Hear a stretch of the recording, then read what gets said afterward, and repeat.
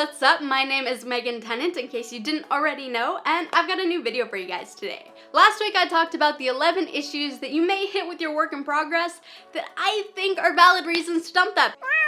This week, as promised, I'm going to be talking about 11 issues you may hit with your work in progress that I think you should fight through. Issue number 1. You can't keep your hands off new ideas. If you're a writer, there are going to be times where you are tempted by shiny new ideas. They're gonna come to you in the shower and you're gonna fantasize about them. That's just who we are as writers. We have creative minds and they're just constantly full of new and exciting ideas. But that's no reason to dump your current work in progress, because there's always going to be a new shiny idea. And yes, maybe you're bored of your current work in progress. You know everything there is to know about it. But if you know everything about your work in progress and still love it, you have something special, and don't you dare throw it away for a random shiny new idea that you don't know that much about. For all you know, it could be a dog in a tinfoil hat. That was a bad example because that actually sounds really cute. Where was I? Settle your tits. Shiny new ideas are always going to come to you, and if you jump on every one that comes your way, you're never going to be able to spend enough time with a work in progress to finish it. Take those shiny new ideas, write them down, put them in a folder somewhere, and use that as motivation to finish your current work in progress. Issue number 2 is you're just bored, or maybe you miss the honeymoon phase of outlining and world building. Believe me, I get you. I am a world builder. That is my favorite part of writing, is creating these new and extraordinary worlds and their backstory and rules, and I live for that. But that's not a reason to dump a work in progress, because this is something you're gonna hit with every book you ever write. But you know what? The next stage is going to have a lot of exciting aspects to it. Making promo images and seeing the cover for the first time. Oh my god, guys, the rush you get when you see your book cover for the first time is just incredible. So there is more excitement to come. You just have to push through this little stage of boredom to get to those next phases of your process. Issue number 3. Your work in progress makes you feel sick or angry. These are obviously very negative feelings. But here's the thing, before you quit, you should stop and analyze why you're having these feelings, because they might be fleeting. Maybe you've just been facing a plot hole you don't know how to fix. Maybe you've been having a rough month at work or at school, and you come home frustrated and tired, and you sit down and you work with this work in progress. You're gonna start maybe associating those negative feelings with this book. If that's the case, I did do a video on conditioning yourself in regards to staying motivated to write and loving your work in progress and all of that. Video card up there, check it out. But basically, before you dump your work in progress, you should take a moment to analyze why you are having these feelings, because it may be something that has nothing to do with your work in progress at all, or something that can easily be fixed. Issue number 4. You just can't figure out the climax. If you're a pantser especially, you might have this issue where you get to the place where there should be a climax and your work in progress just falls flat. So here's the thing, it isn't necessarily your work in progress's fault. And hear me out, I know this is scary, especially for you pantsers, but take a step back and outline. If you're a pantser at heart and you love pantsing, that's fine. You can go about your life pantsing, but if you hit this specific issue, now is the time to maybe just give outlining a little bit of a try. Issue number 5. It's not your work in progress, it's you. Sometimes we as writers, especially when you're first starting out, we think our writing is terrible and that our work in progress is on a path to crash and burn because of it.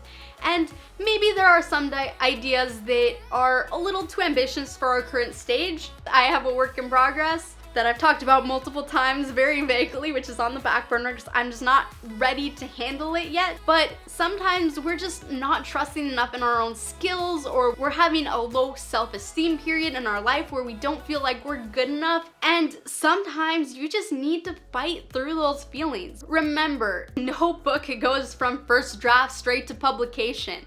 It's not going to start out as a masterpiece. And if you're really concerned about not writing good enough, then just take a month off to try to learn those skills and cut yourself some slack. Maybe your book doesn't read like Harry Potter, but guess what? Not everyone likes Harry Potter.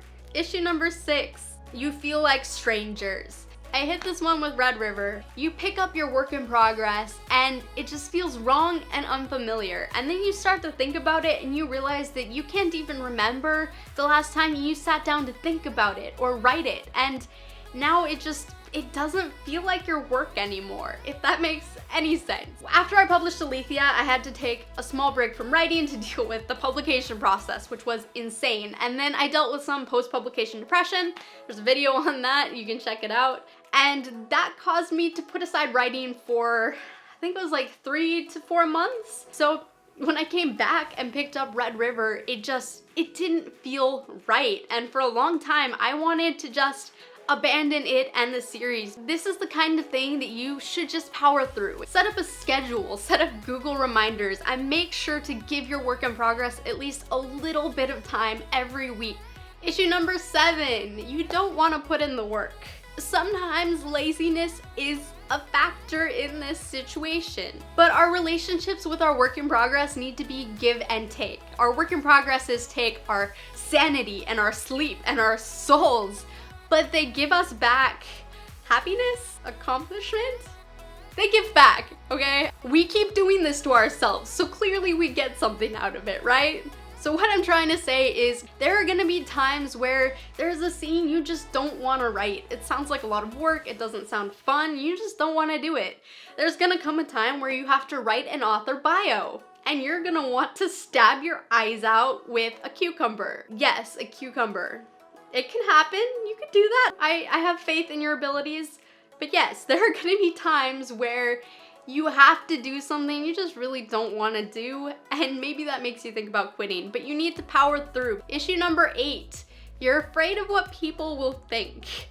Maybe you're writing gay dinosaur erotica centering around a main character falling in love with their boss, and you're worried that you're gonna go through and finish it and publish it, and your boss is gonna read it, and it's gonna be really, really awkward. And you're right, it is gonna be probably really awkward, and in that specific case, you should probably write under a pen name and lie to your family and say you're making your extra cash by selling, I don't know, drugs. But the point is, if you love your work in progress, it shouldn't matter what people think.